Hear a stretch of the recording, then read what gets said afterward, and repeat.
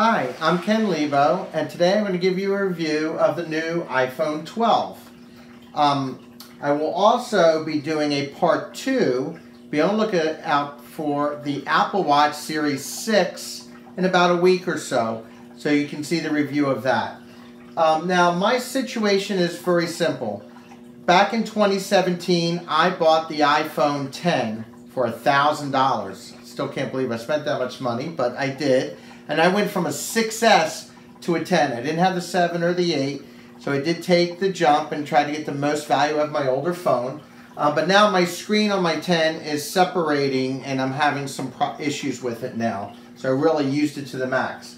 So I looked at the new iPhones that came out this year, and the iPhone 12 is $799 with tax is $829, and then there's a trade-in.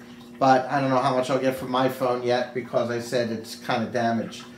There are 3 other iPhone 12s available. There's the iPhone 12 mini for $699, which for me, that 5.4-inch screen is too small. It's like a downgrade. Don't want to spend money on that. The iPhone 12 Pro is $999, and the major difference is the camera. So a $200 difference between the 12 and the 12 Pro is the camera. I take photos, but I'm not a professional photographer. And psychologically, I like to keep it under $1,000 this time. And then the iPhone 12 Max Pro is a huge screen for $1,100.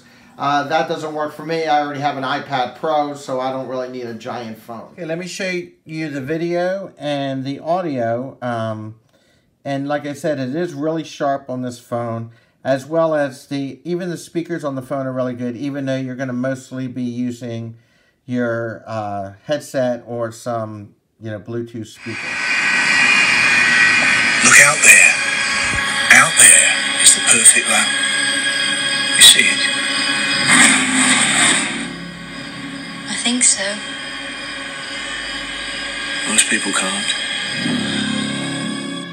Okay, I'm scrolling in Safari on a website. See how smooth the scrolling is?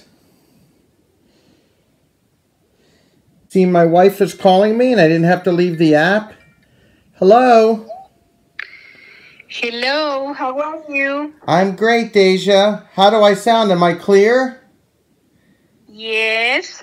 All right, well, thank you. Bye. Bye. Okay, let's talk about the iOS 14. Hundreds and hundreds of enhancements. Like I said, for me, the important thing is not just all the cool features, but that it seems to be much stable, better on your battery. So I didn't like iOS 13 at all. This is the cool thing. First thing is the widgets. So you can put all these different types of widgets, calendar, and you can scroll through, see who called you, and the weather, and you can scroll through top stories, and all these widgets you can put on. And then on the control panel,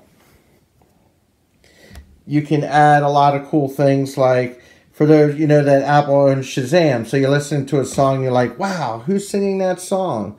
And you could just touch this little Shazam button here if you add this, and it tells you who's playing. So that's pretty cool. So Siri is much better. Of course, this library thing is cool, where it automatically groups, if you got a ton of apps like I do, it groups them. It allows you to put them alphabetical if you want to jump to them. Of course, the searching the library is very easy to find what you want. This is an OLED screen. It's supposed to be more scratch resistant. It's also got a higher resolution compared to the LCD that's on the 11.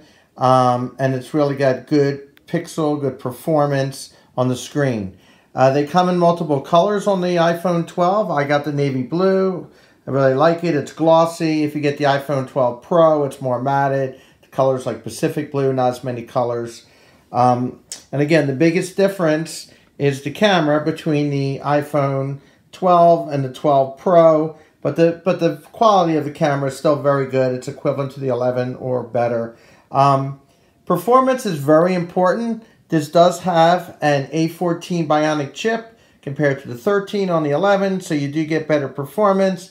The battery is supposed to be about an hour longer, and it's got the MagSafe on the back where you can get a special case like I did. which holds magnetic accessories and a special charger around like the Apple phone.